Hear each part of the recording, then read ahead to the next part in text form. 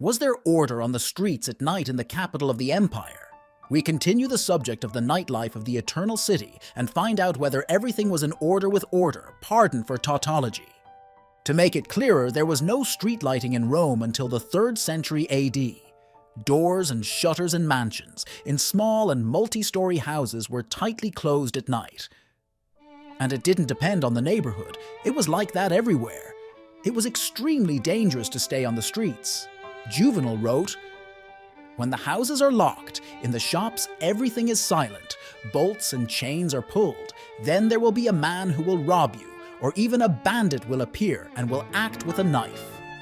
Gangs of robbers hid in the criminal districts and neighborhoods of the city during the day. At night, they went hunting.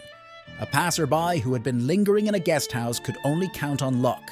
Small drunken groups could also fall victim to attack. At night, the streets died out.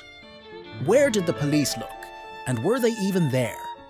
Yes, the so-called night guards, the vigiles, Latin for the sleepless.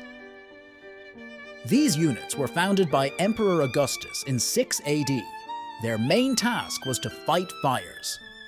7 cohorts of 1,000 men were created, each responsible for 2 of the 14 districts.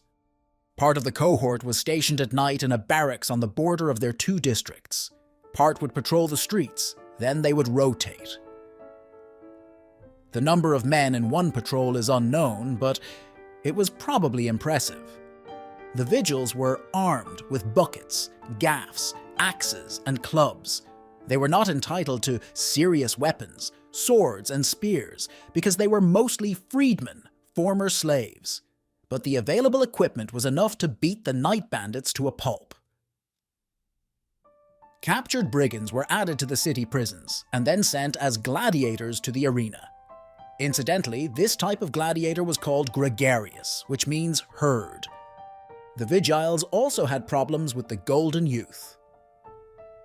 Groups of young people from the high society went to the night streets to look for adventures, molested passers-by, started fights.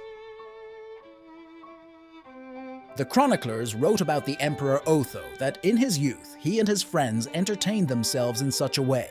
Having caught a passerby, they began to toss him on his cloak. It probably wasn't the worst thing that could happen to the poor guy.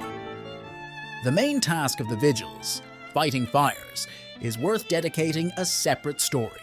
This job was very important for Rome and very dangerous for the ancient firefighters.